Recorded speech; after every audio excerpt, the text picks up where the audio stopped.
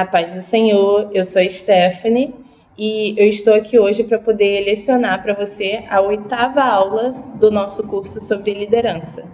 Hoje nós trataremos do assunto sobre como formar novos líderes.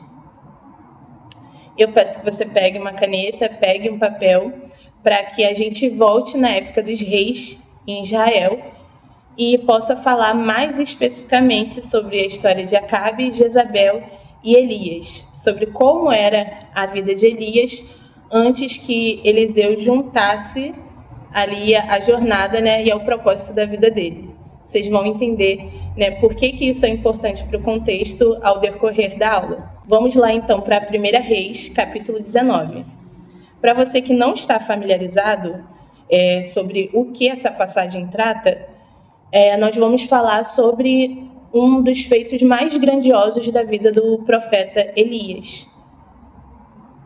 A vitória dele sobre os 850 profetas de Baal e Aserá, ou profetas do bosque.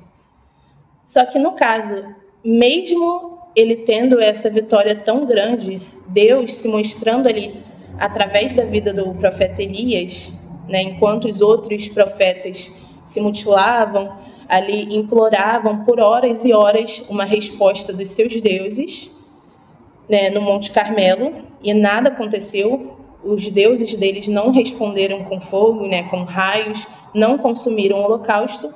O Deus de Elias foi o único a mandar raio e fogo do céu. Só que mesmo assim, mesmo essa vitória tão absurda, não despertou o resultado que Elias estava esperando. Por quê? Logo depois dessa vitória no Monte Carmelo, a rainha Jezabel vai até ele, até o seu marido, no caso, e ali ameaça a vida do profeta Elias.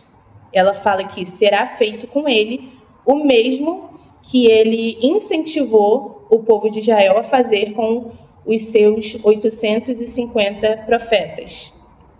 Que aí, no caso, para quem não sabe, todos eles foram mortos. E foi isso que Jezabel começou a fazer com os profetas do Deus de Israel, matar um por um com ódio do profeta Elias. E qual foi a resposta de Elias mediante essa situação? Ele entrou em uma depressão profunda. Foi um episódio muito melancólico da vida do profeta. E aí, no caso, esse vai ser o primeiro ponto da nossa aula de hoje, a solidão do profeta Elias. Foi em Berseba, fugindo de Jezabel, e da sua punição, da sua raiva, que ele deixou ali o servo que andava sempre junto com ele, e pelos próximos dias, Elias foi consumido por uma tristeza muito, muito grande, porque ele achava que era o único profeta que havia restado na face da terra, nesse período de caça aos profetas. E aí, por mais que às vezes o nosso chamado ele requeira da gente momentos de introspecção, como a gente vê até na vida do próprio Jesus, no caso, Jesus ali, ele passou por um momento de solitude no deserto, onde ele foi levado até o deserto para que ficasse sozinho e evoluísse espiritualmente, sendo tentado e vencendo a tentação, para que estivesse ali, de fato, pronto para seguir o seu ministério, para exercer aquilo que Deus tinha preparado para a vida dele e que ele veio fazer aqui na Terra. Quando a gente trata da solidão, é uma coisa muito dolorosa, porque, no caso, a solitude ela é necessária para que a gente venha amadurecer, ouvir a voz de Deus nos momentos que nós precisamos, sim, ficar sozinhos com Ele. Só que a solidão, às vezes, é dura demais. E foi isso que aconteceu na vida do profeta Elias. Ainda mais para nós, seres humanos, que fomos criados para poder vivermos em sociedade. O ser humano não foi criado para poder viver só, em todos os momentos. Então, aquela solidão agravou ainda mais os pensamentos negativos que ele estava alimentando naquele momento da vida dele.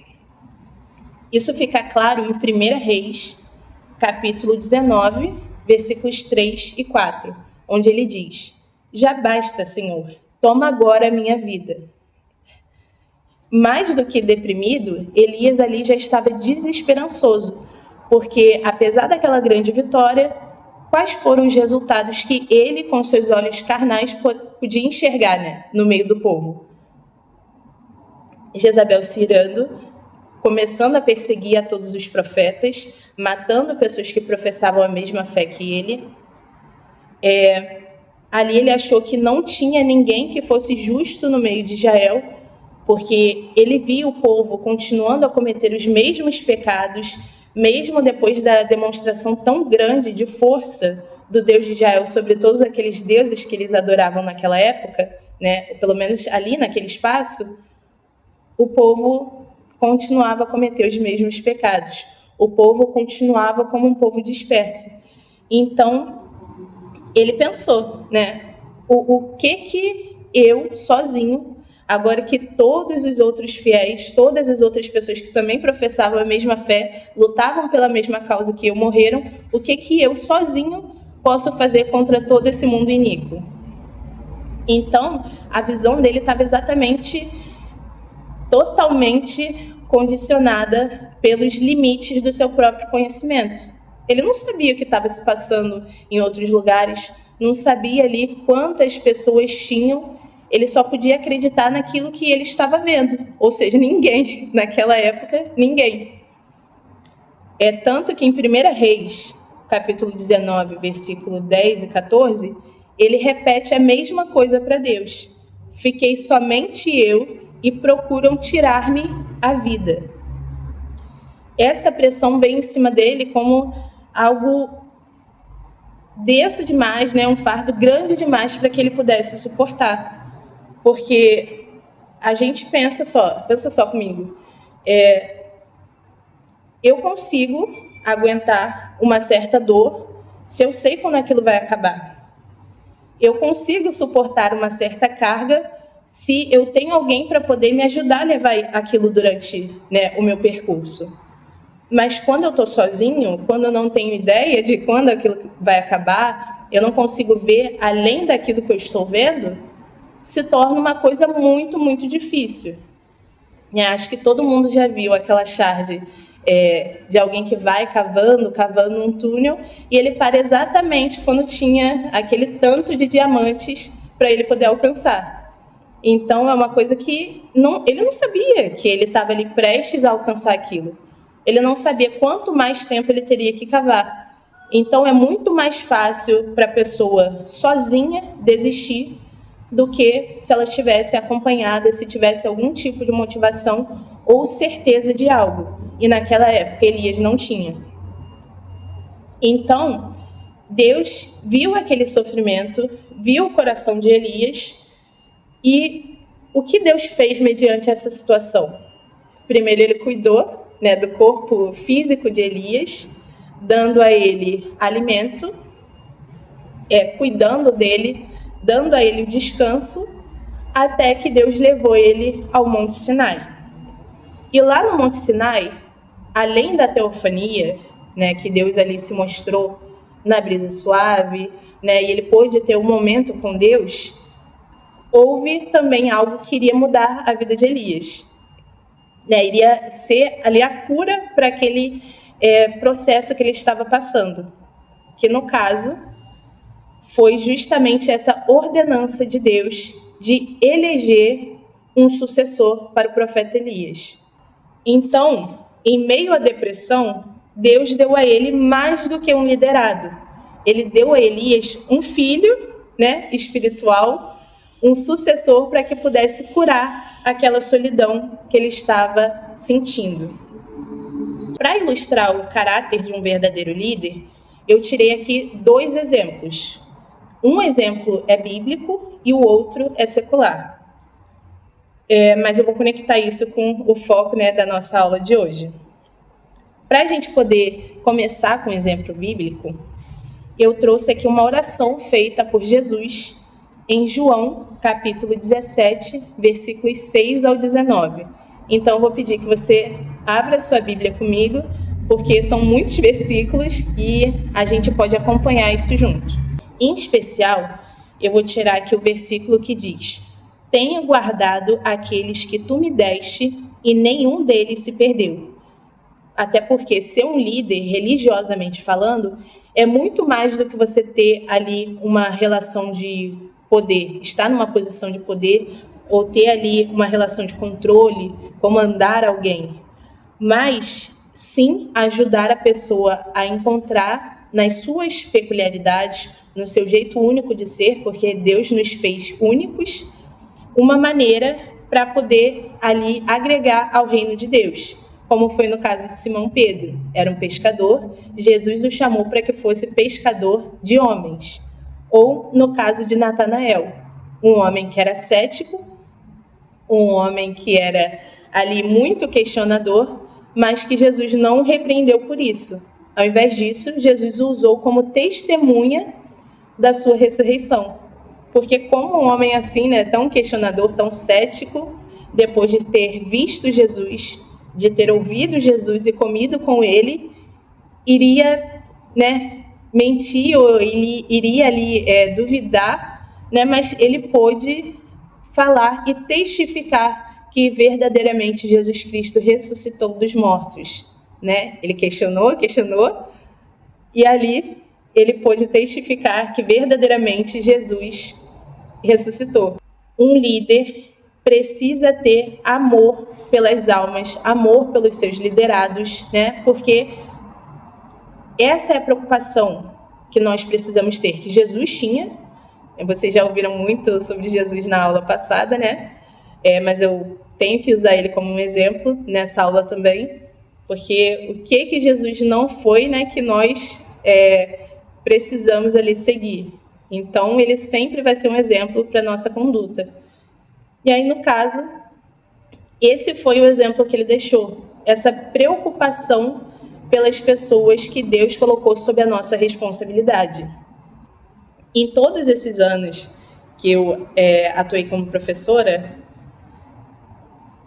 enfim, eu já trabalhei com várias classes, várias faixas etárias, mas sempre tem uma coisa que me chama muito a atenção, independente, né? Eu sempre procuro fazer um bom trabalho, eu sempre procuro ali buscar aquilo que é verdade e buscar somente, né, dizer aquilo que está dentro e de acordo com a palavra. Até porque, principalmente quando nós lidamos com crianças, elas estão ali absorvendo tudo aquilo que a gente usa para poder alimentar elas. Então, eu falando a verdade ou não, elas estão sendo alimentadas por aquilo, né, estão absorvendo aquilo e estão confiando no conteúdo que eu passo, nas coisas que eu falo. Só que aí não existe nada melhor, para nós que somos mestres, professores, não existe nada melhor que ver o desenvolvimento desse aluno. Eu posso até usar um exemplo, né, que aconteceu de um aluno meu, um discipulando, né, um discípulo, enfim, que eu tive que passar um discipulado em um limite muito curto de tempo, né? Não que eu seja a favor disso, mas aconteceu. E eu falei com Deus, poxa, que eu saiba aproveitar, que o Senhor me ajude a aproveitar esse limite de tempo para que ele possa entender a seriedade disso, para que ele possa realmente absorver a tua palavra, né, e fazer valer esse limite de tempo. E uma coisa assim que mudou completamente a minha vida, né, porque nós pegamos esse testemunho, cada coisa que acontece, né, é um testemunho para as nossas vidas, e no caso dele foi esse amor, essa vontade de estar aprendendo mais de Deus. Porque realmente só quem tem um zelo pela lei de Deus, só quem tem um zelo ali pela palavra, age da maneira como ele agiu. Que era o quê? Mesmo morando em cidade diferente, ele sempre estava aqui praticamente todos os dias para poder ter as aulas, sempre lendo, sempre buscando, sempre questionando. E esse comportamento me deixa muito tranquila como professora, porque eu senti, poxa, é realmente um filho espiritual, né? Eu me senti uma mãe. E foi algo assim que eu posso confiar naquilo que foi passado a ele e posso confiar que ele realmente absorveu aquilo que Deus queria entregar para a vida dele. Aproveitar tudo aquilo que for da parte de Deus, né, para as nossas vidas, porque isso realmente faz a diferença. Porque chega uma hora que nós precisamos andar pelas nossas próprias pernas. E como nós vamos fazer isso se nós não tivermos ali o conteúdo? Como eu vou ali andar com as minhas próprias pernas se eu não busco conhecer mais a Deus, ter um relacionamento mais aprofundado com Deus e ouvir também aquele que Deus levantou como o meu mentor, né? O meu guia. Não substituindo o lugar do Espírito Santo, não substituindo o lugar de Jesus como cabeça, né? Entendam também o que eu estou tentando passar. Tanto que em João 14, 12, o que Jesus disse? Quem crê em mim fará as obras que eu faço, e as fará maiores do que esta. Jesus não tinha medo de ser superado, né? Ele esperava que os seus discípulos fizessem, sim, através da fé, né, confiantes no poder de Deus, coisas maiores das que ele fez quando estava aqui na Terra. Só que como equilibrar essa responsabilidade de cuidar com a liberdade de deixar o outro escolher o seu próprio caminho? Desempenhando bem o papel que nos foi dado. Nós, como líderes, não devemos criar de maneira nenhuma dependência emocional, né? Mas sim a confiança. Eu não tenho ali o dever de estar fazendo com que o meu liderado dependa somente de mim. Então, tudo que ele vai fazer, tudo isso relacionado ao crescimento espiritual, tudo que ele vai fazer, não, precisa que eu vá fazer por ele, que eu segure a mão dele, que eu esteja ali fazendo as coisas para ele, porque ele está aprendendo, ele está comigo, né? Mas não é bem assim. Eu não posso viver com medo de perder os meus liderados, porque é exatamente esse medo, né, essa vontade de reter ali o poder, porque algumas pessoas, infelizmente, são assim, têm esse medo de serem superados, esquecidos, ali deixados de lado, que acabam criando pessoas dependentes e pessoas que não conseguem andar por si só. Só que a marca de um líder é justamente essa, criar sucessores. E aí, o que isso tem a ver também com o outro exemplo que eu ia dar, que eu falei, o exemplo secular, não é? Eu estava estudando essa passagem e uma coisa que veio na minha mente logo de cara foi o AA. Para aqueles que não estão familiarizados também com a sigla, o AA, no caso, é a sigla dos Alcoólicos Anônimos, que é uma comunidade para ajudar pessoas com vícios, né, na bebida, e que ali está sempre contando com a presença de um padrinho. Então, nesse exemplo, o padrinho é alguém que já passou por aquela situação antes, já teve que enfrentar os vícios, né, na bebida, e ali ele sabe exatamente como é aquela trajetória. E ele, agora, uma vez sóbrio, pode ajudar outras pessoas que têm esse mesmo problema, que precisam, né, serem libertados daquele mesmo problema. E aí, o maior marco na vida de um padrinho é que o seu apadrinhado possa sair daquele vício e se tornar também um padrinho, possa se tornar uma pessoa capaz de ajudar outras que ainda não se livraram do vício da bebida.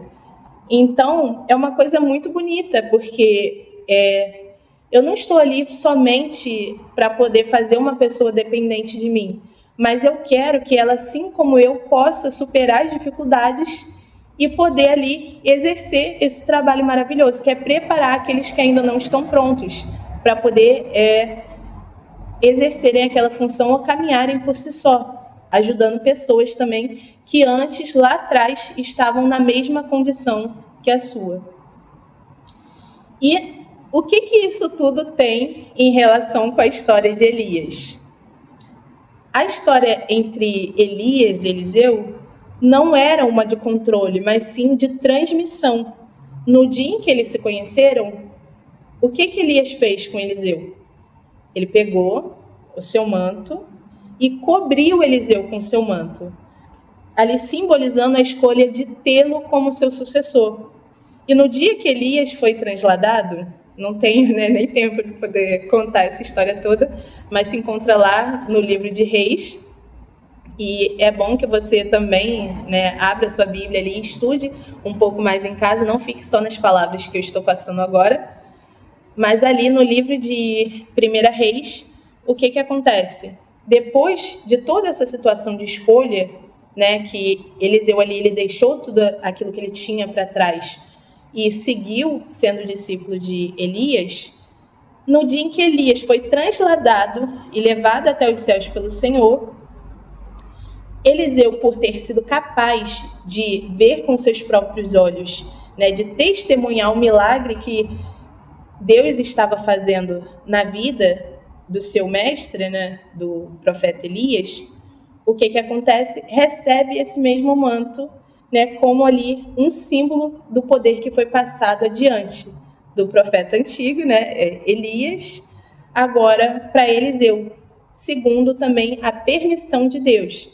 Porque o próprio Elias disse, olha, eu não tenho como ali atender esse seu pedido. Dura coisa me pediste, mas se Deus assim permitir, se você for capaz de observar o que Deus vai fazer comigo agora, eu, então, tenho certeza que Deus vai atender aquilo que você pediu a Ele.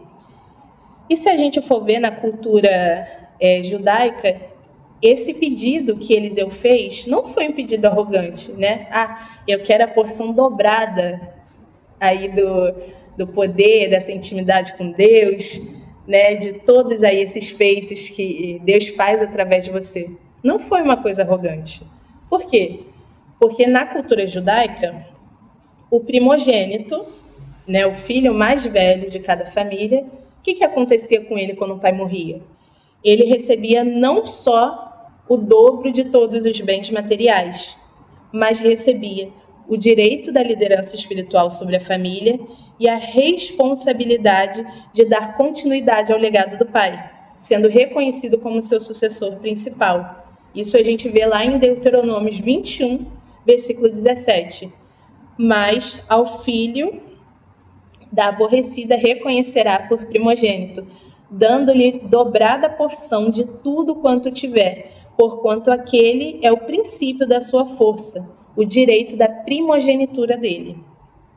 Então, Eliseu estava reivindicando o seu direito de primogenitura espiritual.